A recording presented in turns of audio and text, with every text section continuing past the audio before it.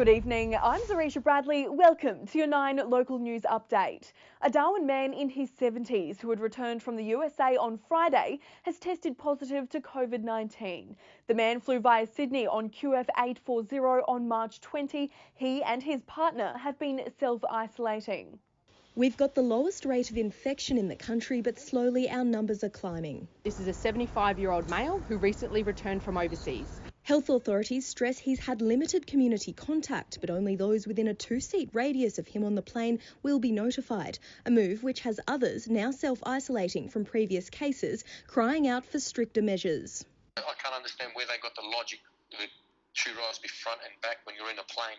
The majority of people that get the coronavirus, around 80%, will just have a moderate to mild illness. Still, there are concerns about the lack of testing. A 23-year-old type 1 diabetic who works in retail has fallen ill. Her mother says she was working alongside a colleague who recently returned from overseas before the mandatory self-quarantine period was introduced. She has a sore throat, she has a cough, she had a fever this morning, she has severe fatigue, and I can't get her tested.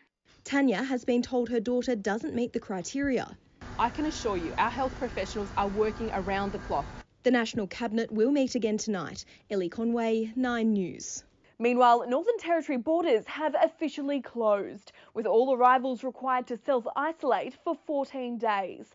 Police and defence personnel will be sending anyone home or fining those who don't abide by the new measures. Yesterday, gyms, pubs and clubs and even some shops closed for business. Today, so has the Territory border.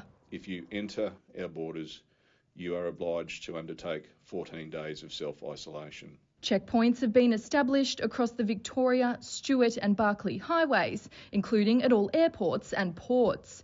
Australian Defence Force personnel have also been brought in to assist. Upon arrival into our borders, you're required to submit an arrival card that will give us your relevant information. Once you arrive in your place of self-isolation and also along the way, we'll be seeking to make sure that you're following the practices that we're obliging you to do.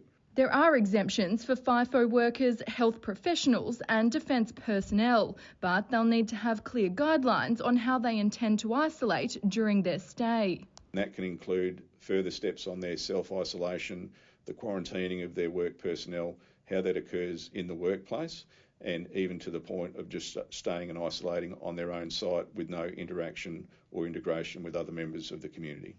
A short-term plan that will save lives. Ainsley Kosh, 9 News. Thank you for joining us. To stay up to date, follow 9 News Darwin on Facebook and 9news.com.au.